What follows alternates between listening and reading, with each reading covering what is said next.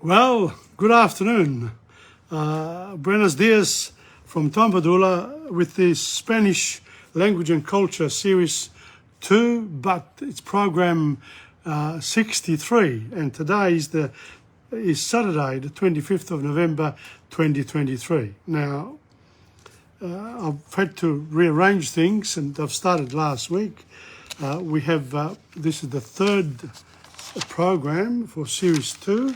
I've decided not to call it Series 1 because in languages and cultures with the French and Spanish, over the last, I did 60 lessons, so there's a lot of lessons there for Spanish, and it's a good start there. So I've had some practice at it, and I thought, we're going to split up French and Spanish and give them 1 hour each.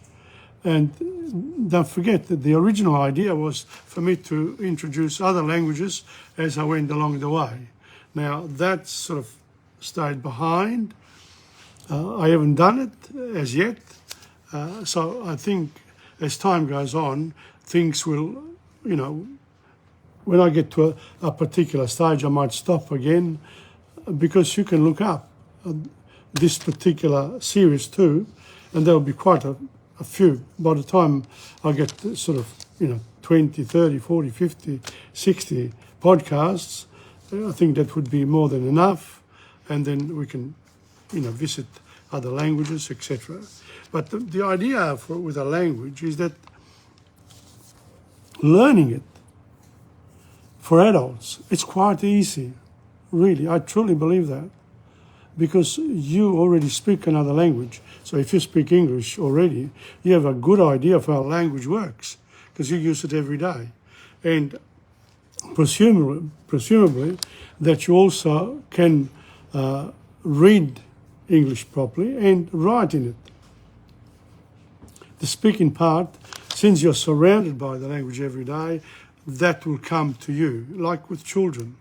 If you are surrounded by the language every day, the national language, then eventually, the practice beats the grammar. But without the grammar, you can't actually improve on what you're using. You need the grammar even when you speak English properly. When you speak English and you need to, or you want to improve it, how are you going to do it? You won't get it from just using the language. So you need the technical part as well. Now, as I said to you, this is 2:40. I'm going to start at 2:45. I'll give myself 5 minutes. It's pretty hot today here, even up here, but reasonably pleasant. Okay. What else is there to say? I've taken on this particular this particular system of doing an hour, 5 minutes plus the hour, for a variety of subjects. The subjects that I teach, so Italian, French, and world history. I've added Spanish as a student of Spanish. And I force myself to, to follow what I actually preach, in the sense that I say that you should listen to the language. So I listen to the songs, and, I haven't done much listening of other things, but I've listened to the songs, and online too. There's a lot of Spanish being spoken in small bits by a number of people coming from other parts of the world. So I tend now to have a particular eye on those, with Facebook or Instagram, LinkedIn, TikTok, all the platforms. They also have the Spanish there, and it's quite interesting, and also Portuguese. But I'm going to stop there and say this is 2:45 now. Let's start. So I thought I'd start today with the easy part. Easy part. So we'll go to, sorry, yes, here we are. Language problems. If you've got language problems, what do you say? Soy inglés, soy americano. Soy inglesa, soy americana, if you're feminine. Do you speak English? Habla inglés. Habla inglés. I don't speak Spanish. No hablo español. But if you want to ask, habla español? No hablo español. I don't understand. No entiendo. No entiendo. Would you say that again? Huh? Repita eso, por favor. Repita eso. Eso, por favor. Repeat that, please. Please speak slowly. Hable despacio, por favor. Hable despacio, por favor. Now, this is where the verbs come in. I haven't prepared for the verbs today. Forgive me, but we'll do a little bit maybe later. Now, this is some of the polite phrases. If you want to say sorry, excuse me, pardon, pardon. That's all right. Está bien. Not at all. Don't mention it. De nada, de nada. Don't worry. No se preoccupe. No se preoccupe. Don't worry. Non importa. Non importa. Very much like Italian. But here's no importa. In Italian, it's non importa. There's an N. I beg your pardon. Che dice? Come dice? Am I disturbing you? Le molesto? Molestare in Italian is a very strong word, verb.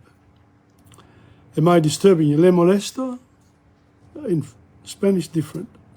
I'm sorry to have troubled you.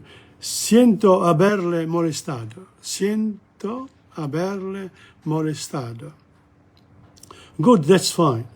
Bien, está muy bien. Está muy bien.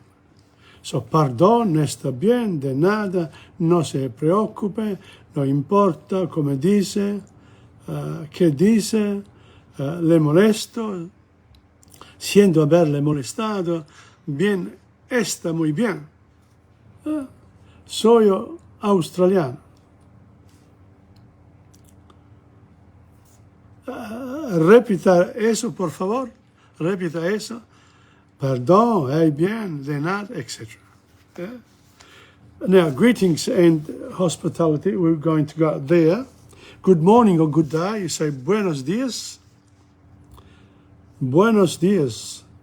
Good afternoon. Buenas tardes. Or buenas noches in the evening and in the late afternoon. Hello, hola, que hay, adios.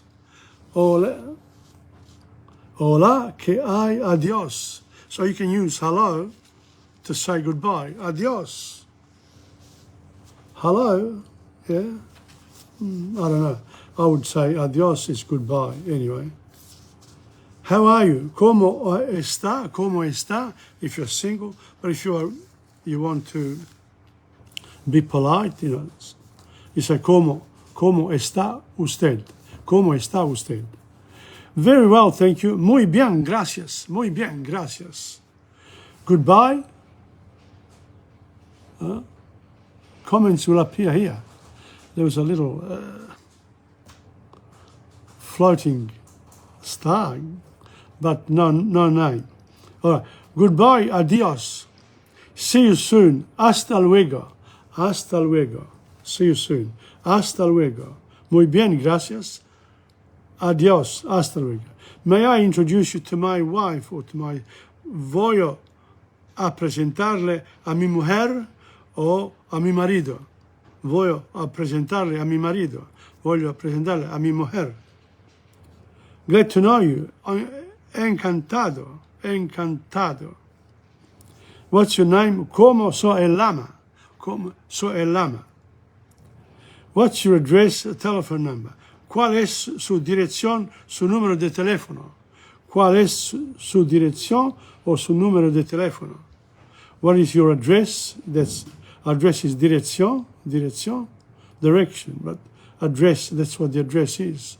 Here it says comments will appear here, and also my connection is a bit slow today. Help yourself, sirvase, sirvase, sirvase, or sirvase. I'm not quite sure the pronunciation here. I would say sirvase, serve yourself. Would you like a drink, cigarette? Quiere beber algo? Quiere fumar? I don't like to say fumar. Quiere beber algo? Quiere beber algo? Would you like another drink? Can I offer you anything? Puedo ofrecerle algo. Puede ofrecerle algo. Thanks for having me. Muchas gracias por su hospitalidad. Muchas gracias por su hospitalidad. For your hospitality. Thanks for the invitation. Muchas gracias por su invitación. Remember me too. Muchos recuerdos a Matilda.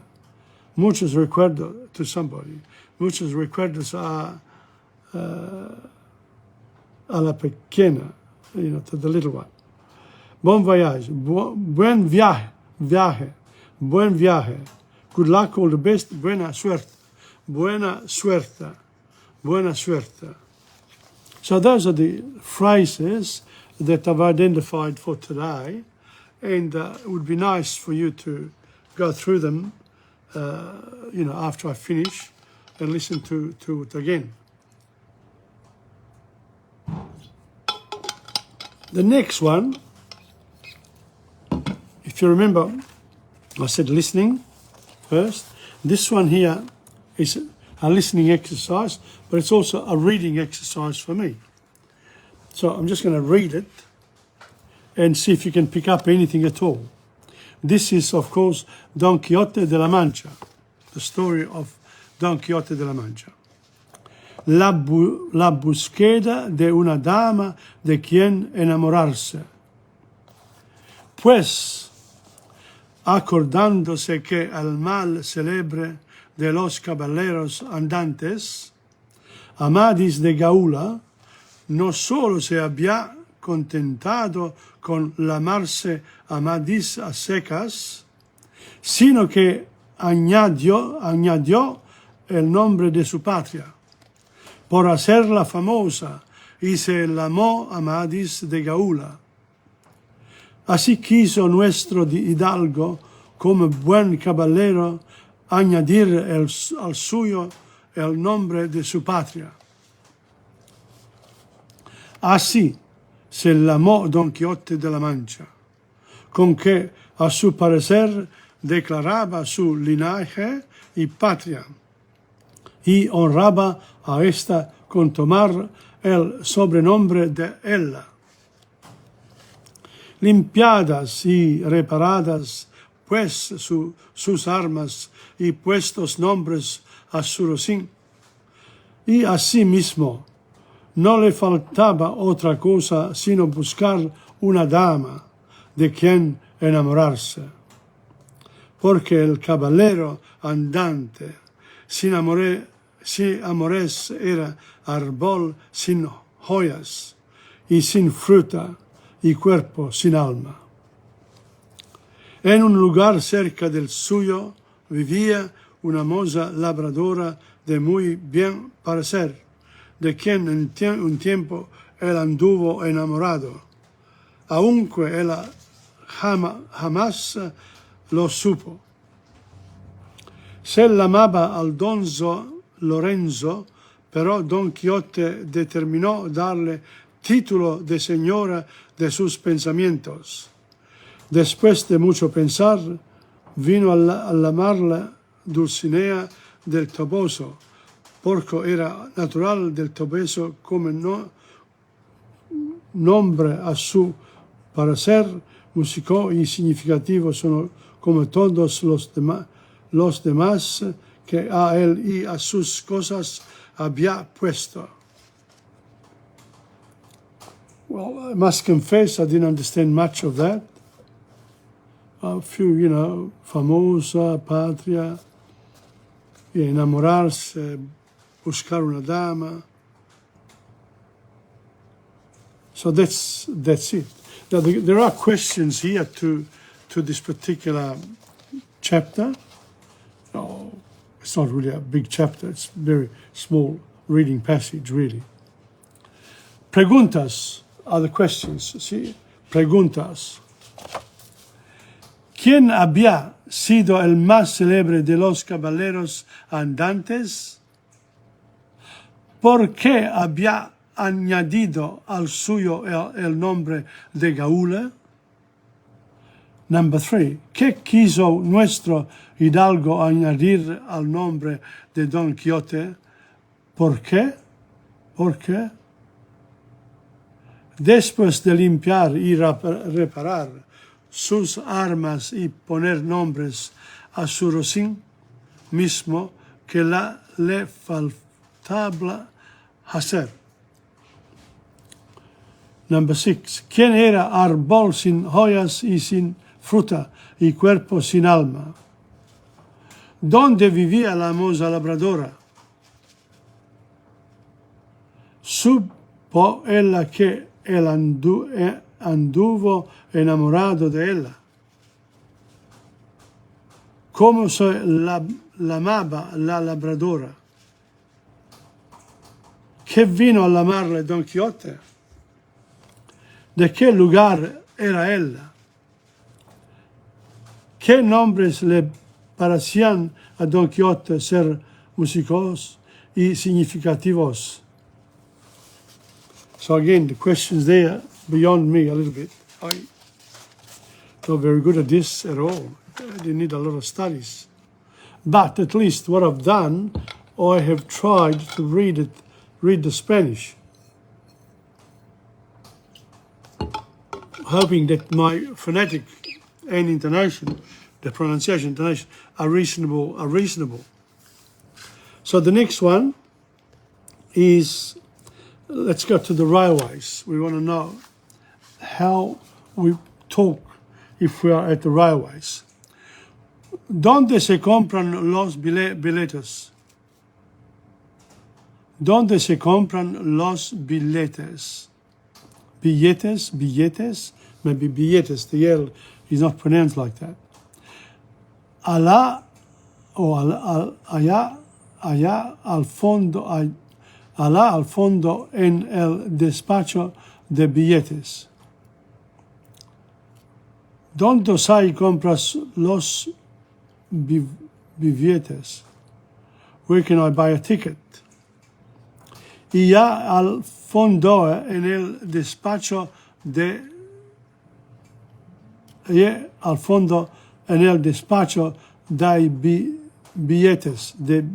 billetes. Ah, I see. That gives me the actual, how do you pronounce it? Allá al fondo el despacho de billetes. So there you are. I'm getting the hang of it here. Allá al fondo en el despacho de billetes. Good. ¿Dónde se compran los billetes? Allá al fondo en el despacho de billetes. ¿Cuánto cuesta un billete para Madrid? ¿Cuánto cuesta un billete para Madrid? Un billete de ida para Madrid. 2 billetes de ida y vuelta para Madrid. So, ¿cuánto cuesta un billete para Madrid? How much is it to Madrid? And you say one single ticket to Madrid is un billete de ida para Madrid. And this other guy says 2 billetes de ida y vuelta para Madrid. So there are 2 people close to each other, talking, asking questions. ¿De qué anden sale el tren para Madrid? Anden número 5. ¿A qué hora sale el tren?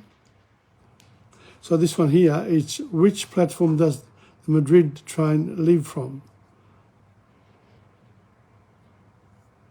So, I'm getting confused here a little bit because it's got the pronunciation.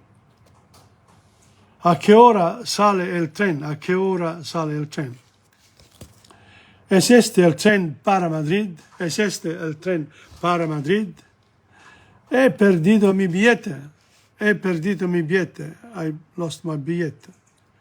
¿A qué hora llega el tren de Valencia?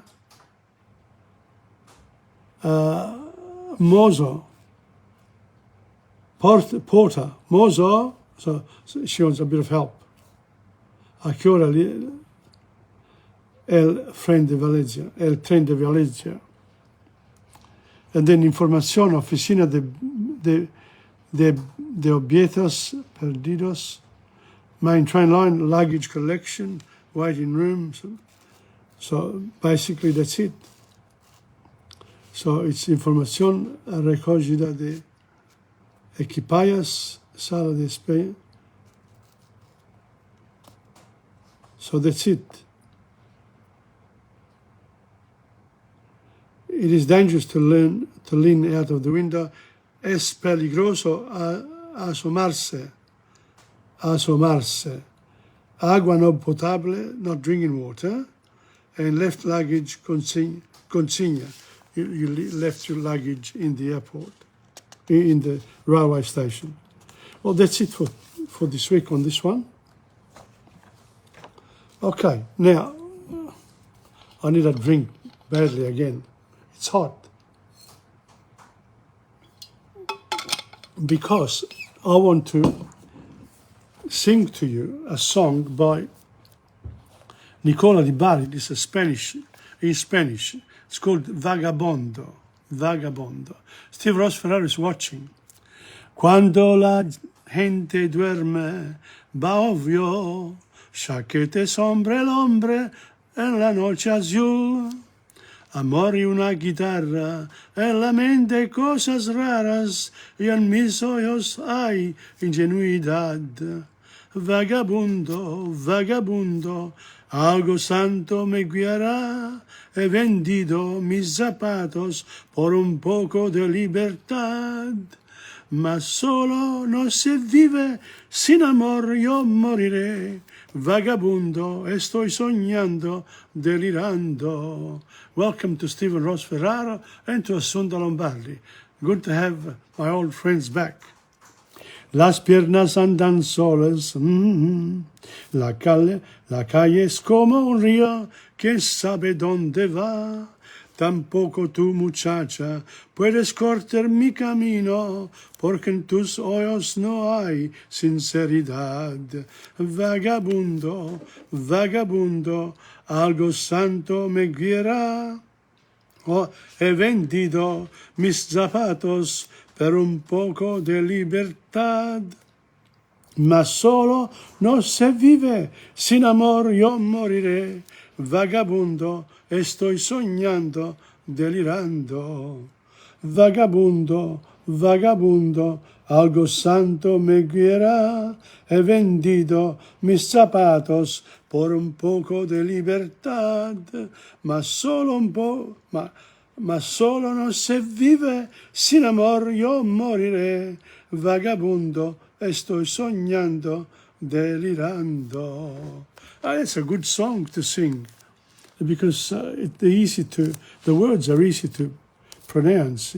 Cuando la gente duerme, bajo yo, chaqueta sobre el hombre, en la noche azul, amor y una guitarra, en la mente cosas raras, y en mis ojos hay ingenuidad. No, Antonio Danzi, welcome too. You just missed on Vagabundo in Spanish. Very good. That's lovely. I got one more right at the end of the lesson, but now what have we got here? Now we've got to do Spanish grammar. A bit of Spanish grammar, one go astray, yeah? Here we are, the plural forms. Now, these are some of the exercises which I haven't done, okay?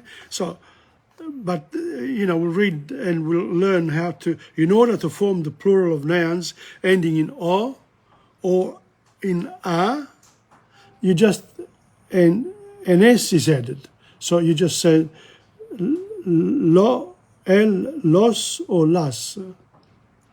The plural of el is los, and the plural of la is las. So complete the following sentence with the correct form of the definite article, los or las. Los periódicos, las novelas, los libros de investigación, well, I don't know what next, enciclopedias están en la biblioteca.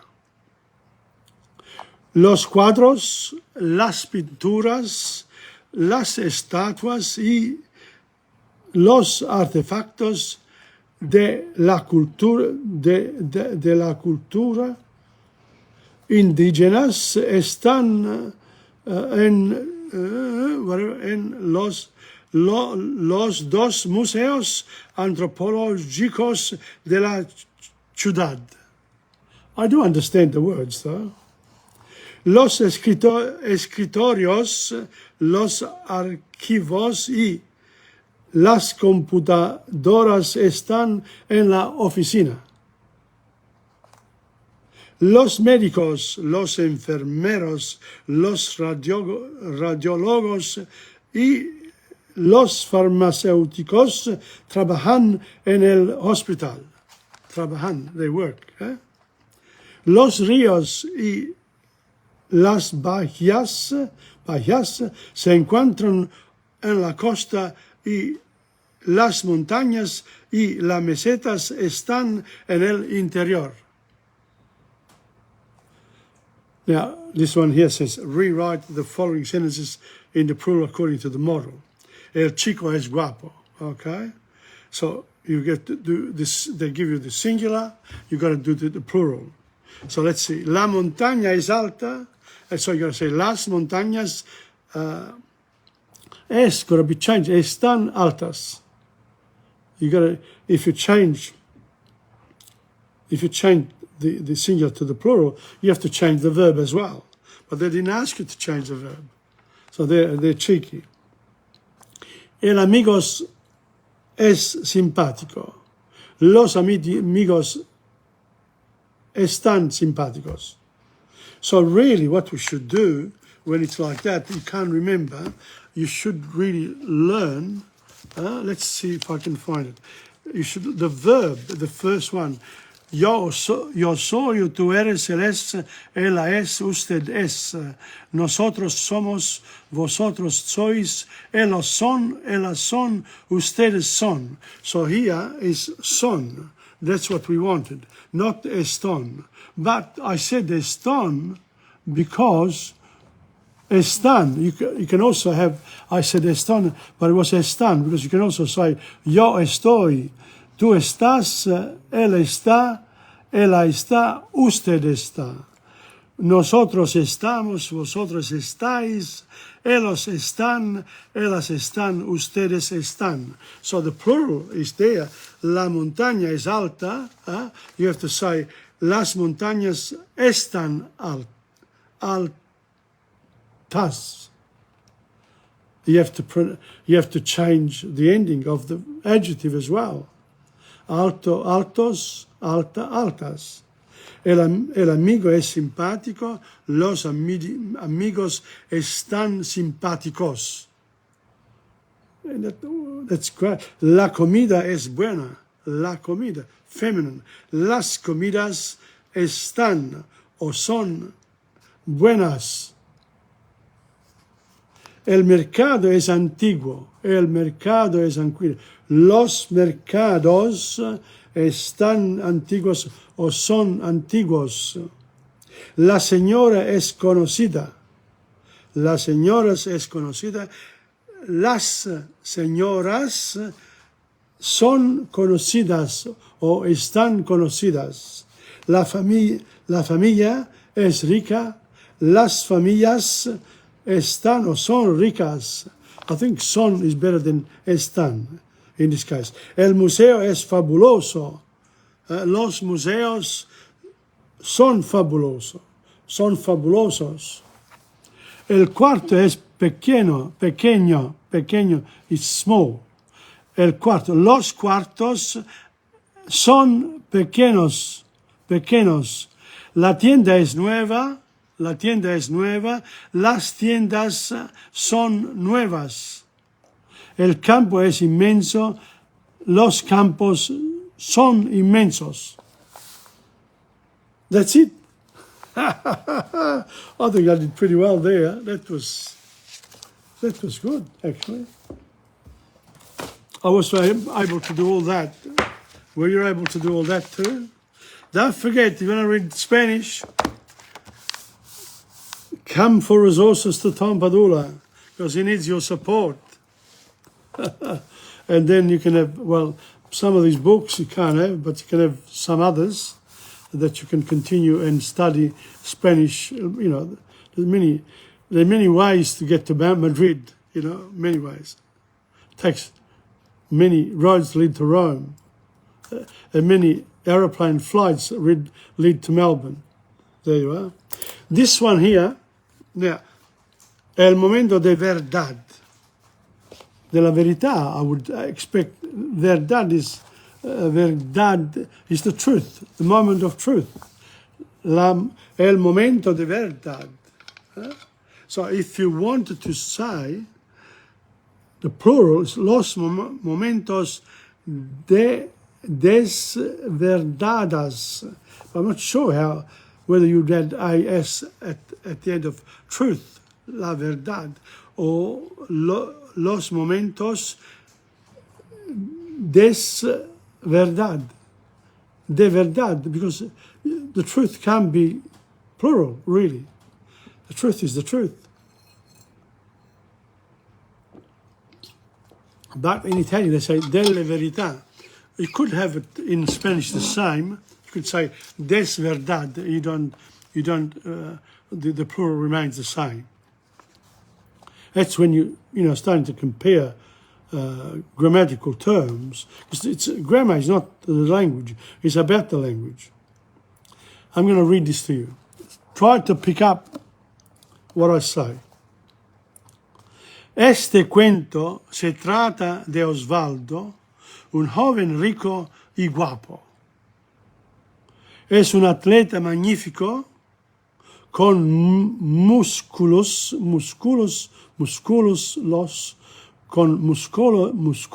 grandes. Juega al tenis, al fútbol y a la pelota vasca. La pelota vasca. Handball, it's like handball. Es boxeador hábil, bailador excelente, buen cantante y gran hablador. Es clever.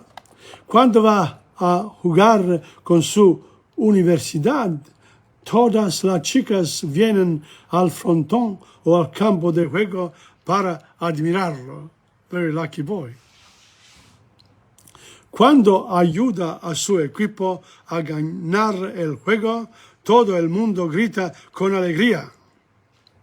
So when he helps other people, they all say, "Good on you, well done. Well done, Osvaldo. Go, go, go, go." In Spanish. Al fin del semestre legan los exámenes,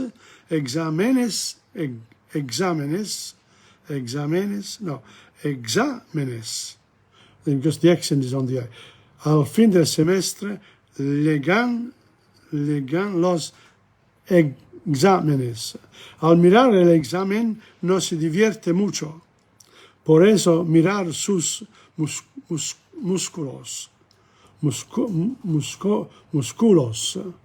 Pero no puedo hallar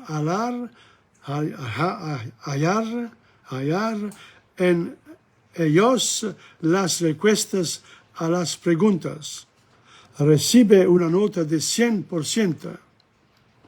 No obstante, se pone triste porque recibe 40% en biología, 50% en historia y 10% en matemáticas. La suma es 100%. Por eso se pone triste.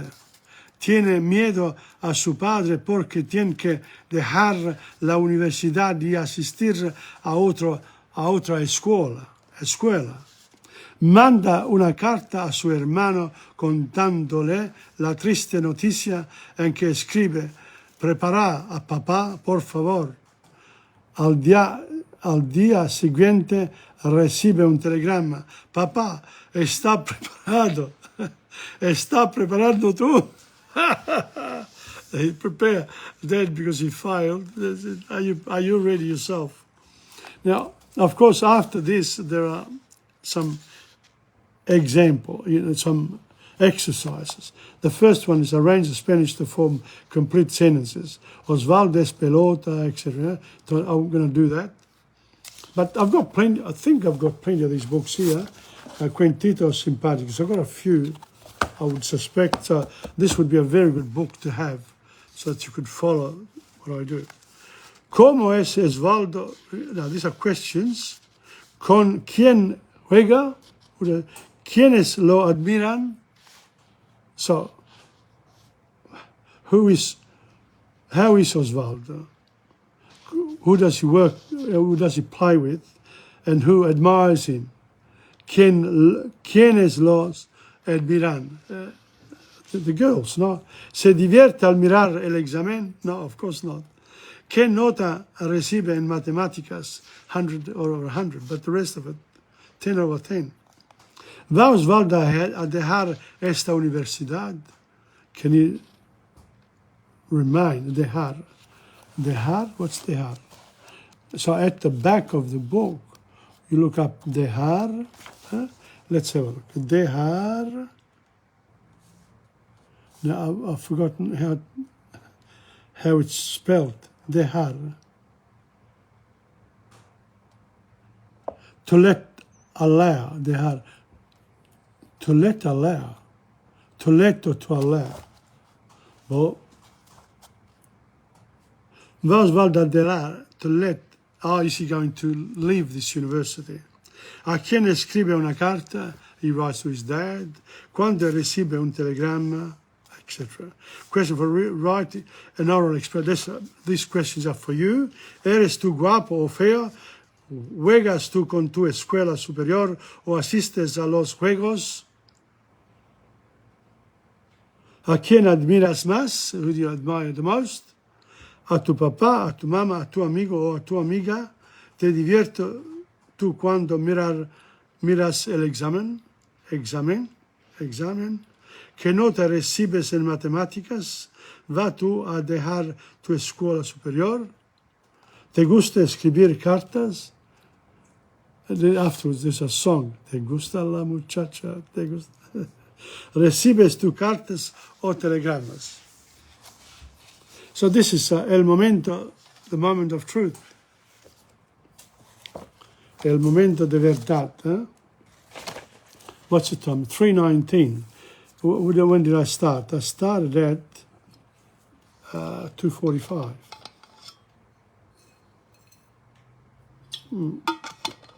We've got quite a bit yet. Bit of time. We started. When did we start? 2:40. Okay. So it's another 20 minutes, really, we've got. So we've done phrases, we've done Don Quixote, we've done getting started. Yeah, we've done the phrases, we've done Vagabundo, we've done Spanish grammar, we've done Cuentos Simpáticos. Now we're going to do la cultura, not this one here. Where's cultura y civilización? Yeah.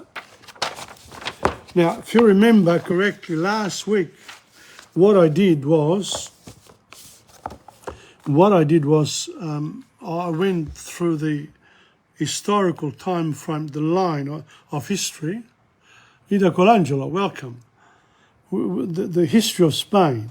And we got up to the year 385 after the birth of Christ. Es quemado vivo el obispo gallego prisciliano, primer mártir de la cristiandad en España. So this is the Galician Prisciliano was the first Spanish saint after the fall of the Roman Empire. No, after the arrival of Christianity as the religion, the official religion of the empire, of the Roman Empire, which only lasted for a little while because then the barbarians came down. You know, if you're nice, by going to Christianity, now I understand, by the Roman emperor making the Roman Empire Christian, they could no longer defend themselves because they were supposed to show a different type of welcome to the barbarians from the north, the people from the north of Europe. But they were still believers in the old ways of being very cruel to the Christians. So in other words, the Christians had been suffering in the Colosseum for 200 years or more since Nero. Can you imagine that? So eventually, when Constantinople saw the cross in the sky, when he was fighting a war, said, no more wars from now on, we're going to become Christians. And Christianity is going to become the Roman Empire's, the Empire of Rome in the West, Christian. In the East, that with the capital being Constantinople, there was a split. So the Western one, I don't know why the Eastern one survived so long. Because they too suffered. No, the Christians in the East, can't explain that. But I can explain the Roman ones, because by going, well, if somebody hits you in the face and you don't react, you say, give me the other face. So you take the punishment. So if somebody wants to come to your house, they say, oh, yeah, welcome. And 20 of them want to come to your house, yeah, welcome. Everyone is welcome. Then in the end, the house is no longer yours. And that's what happened to the Roman Empire. It became Christian. But slowly, the people then who came, after a while, they decided, yeah, but you know what? It's not worth killing each other for nothing. We might as well become Christians too. And they did. And then Christianity imposed the way you should behave amongst the people. So they said, okay, the people will have to follow Christ's example, but because we've got all these naughty people, barbarians, etc., we also need an army. And that's where the Pope then had his own army to fight, to defend themselves. But was that Christianity? Not in the pure sense, no.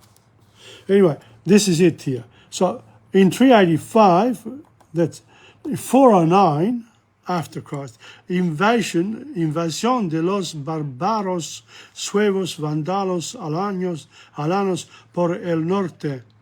So the barbarians came in the 5th century, the beginning of the 5th century. That's 400 to 499.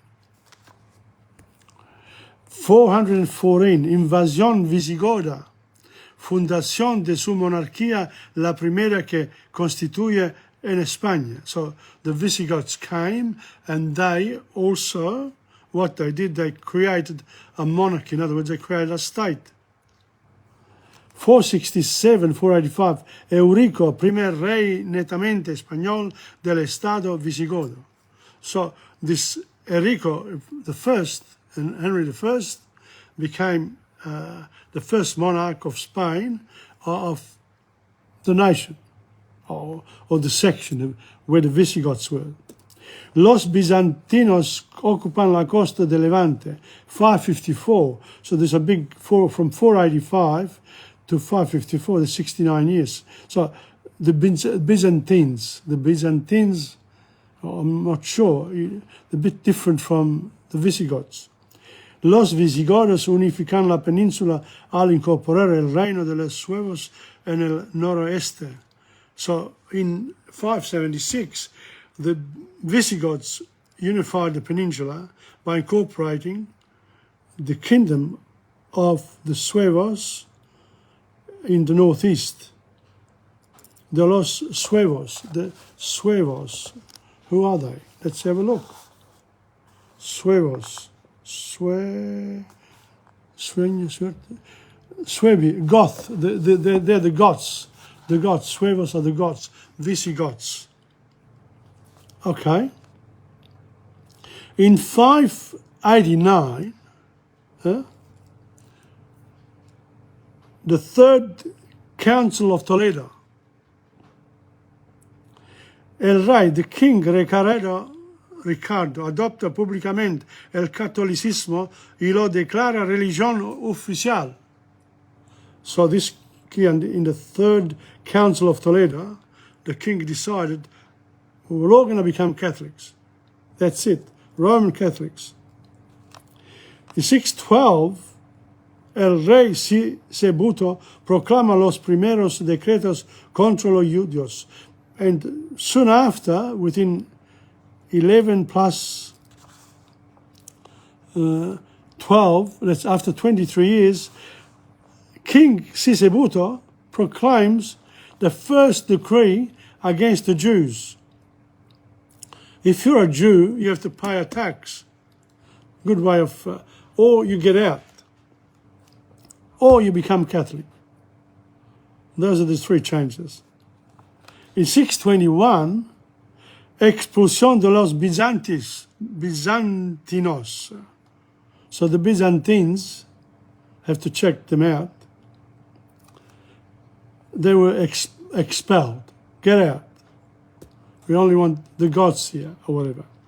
649, Recesvinto promulga el fuero juzgo. My God. 649. Promulga el fuero juzgo. I don't know what it is. El fuero juzgo. A law against the Jews.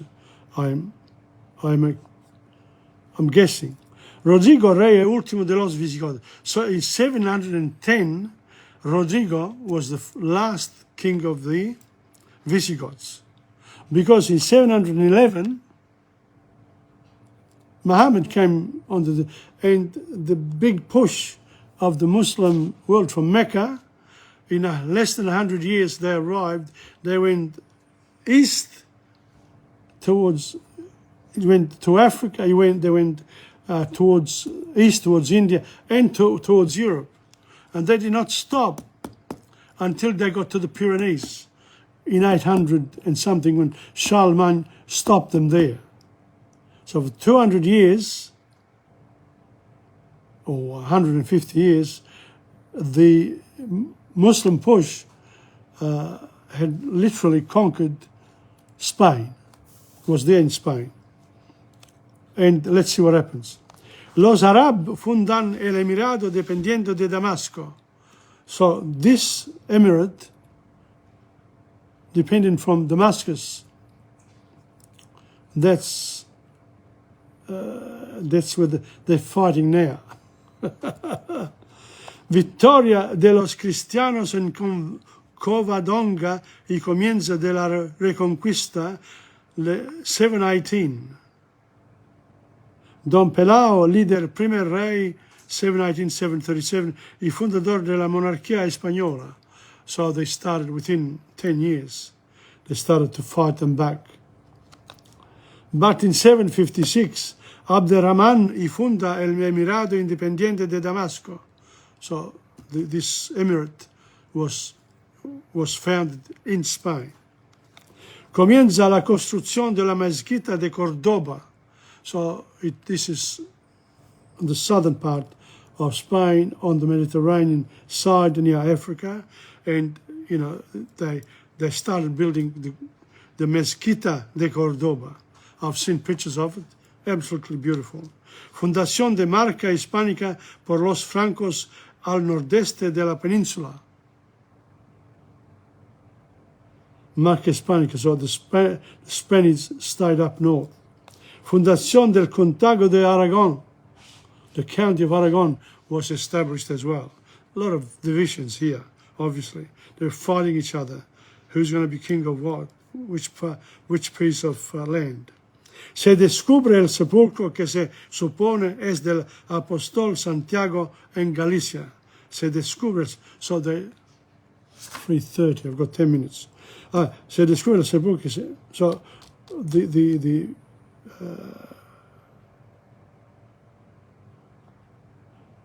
the apostle, se descubre el sepulcro que se supone es del apóstol Santiago. The apostle Santiago in Galicia was, they sort of took his body out, basically, desecrated the tomb. I'm going to stop there. That's it. Okay. Now, we're going to stop there. I had planned a little bit more, but I want to do, so I will stop there because that's that. And we'll go to, yes, only 6. We've done only page 6. Okay, so we've done that one. Now, we're going to do some culture. And we're going to look at the agriculture in Spain. Again, these are old books. Things have changed in Spain, European Common Market, etc., etc. But let me read. Basically, things do not change very much in countries, except they tend to go, for the manufacturing. But the primary industries are still there.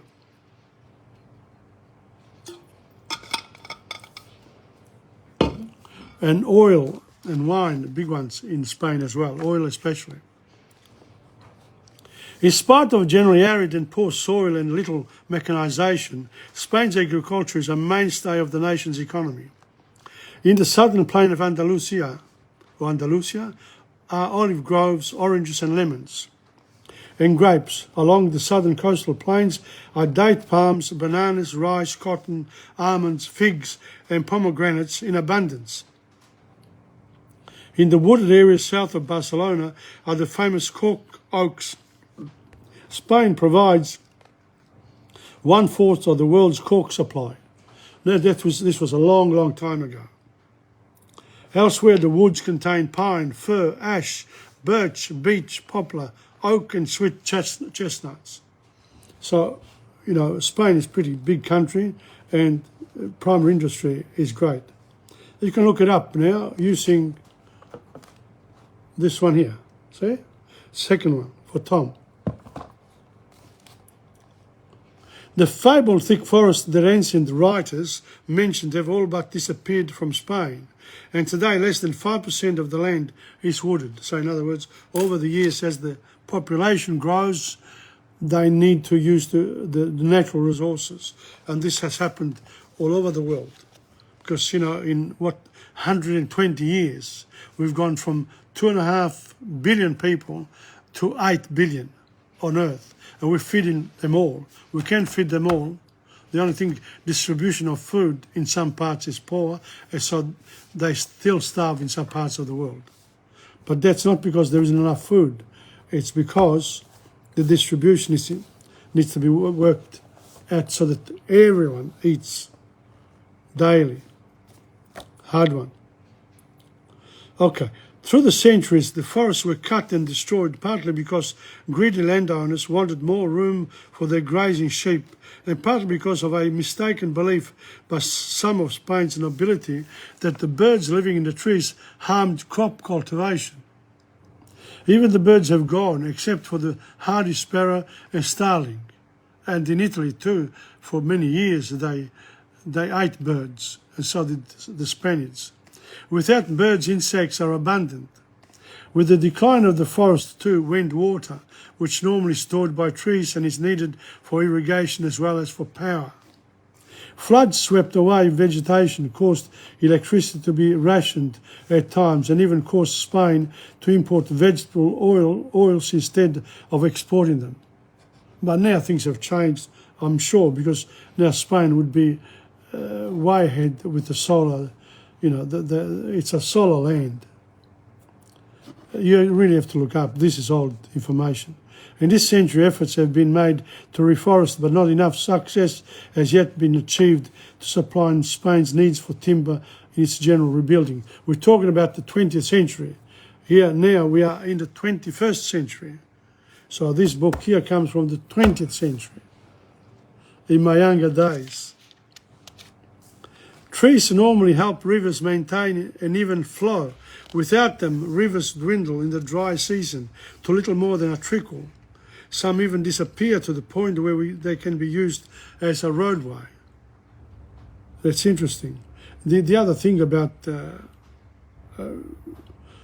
rivers too, that if you have dams, the same thing happens further downstream. After brief rain, these rivers swell to raging torrents that sweep everything in their paths.